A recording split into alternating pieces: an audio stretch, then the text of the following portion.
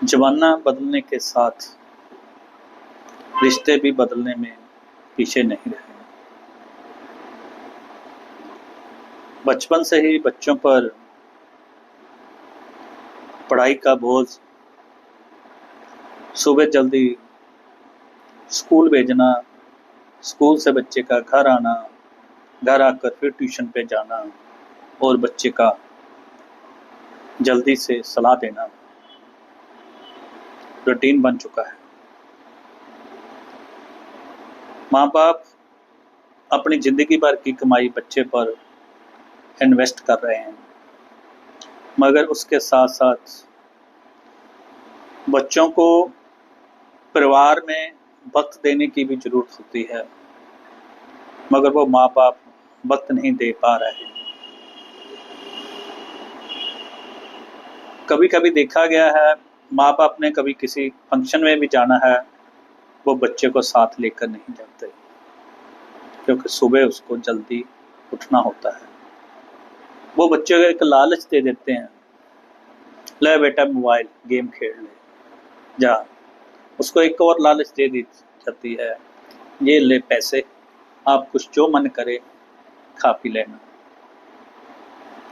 तो बच्चा जीवन में अच्छी विद्या और अच्छी पदवी, अच्छा पैकेज तो प्राप्त कर लेता है, तो उसकी शादी भी पैकेज के आधार पर होती है, कमाई के आधार पर होती है। लड़की की इनकम इतनी है, लड़के की इनकम इतनी है, और बड़ो शान और शौकत से लड़का और लड़की की तरफ से करोड़ों रुपया उनकी शादी पर लगा दिया जाता है, ये सोचकर कि इनकी कमाई से इनका जीवन बहुत अच्छा गुजरेगा। मगर जब वो शादी के बाद गृहस्थ जीवन में आते हैं तो अपने आप को खाली खाली महसूस करते हैं, क्योंकि जीवन में उनको पारिवारिक जीवन नहीं मिला, परिवार ने उनको वक्त नहीं दिया, तो शादी के मकाम पर वो फेल नजर आते हैं।